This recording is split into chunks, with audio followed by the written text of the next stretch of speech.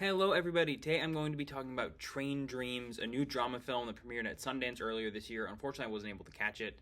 Premiered at Sundance earlier this year, and then also came out on Netflix a few weeks ago. This will be a non-spoiler review, but it's a drama about a man living in early to mid 20th century Northwest America.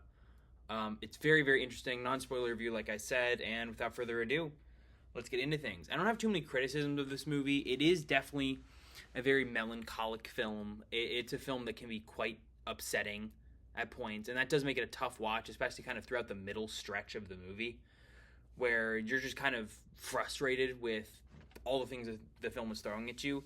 And by the end, it all comes together very well, and you're a lot more appreciative of the journey. But there's parts in the middle where it's like, how much longer do I want to keep watching this? Even though it does tie it together very well in the end.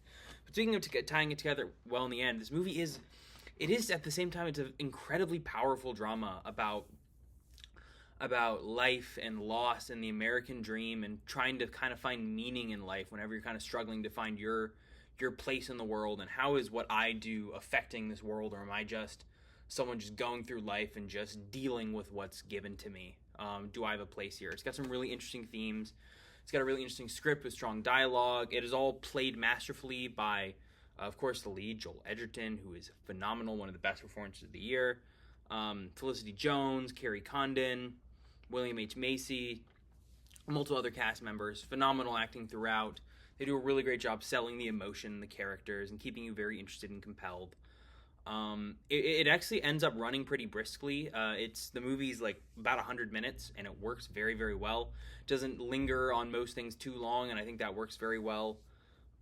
It starts off, like I said, more happy, a little more dull in the middle, a little bit more reflective and optimistic at the end, which I really appreciate, and that really did draw me back in. And while there was points, like I said, in the middle where the movie was losing me a little bit, by the end I appreciate kind of the journey more. And of course, the main thing to talk about with this movie is that, visually speaking, it is beautiful. The cinematography, the directing, just all of the shots and the angles and the lighting, everything they choose and the colors, it looks so effing gorgeous from beginning to end. It's a feast for the eyes, and it is just so stunning.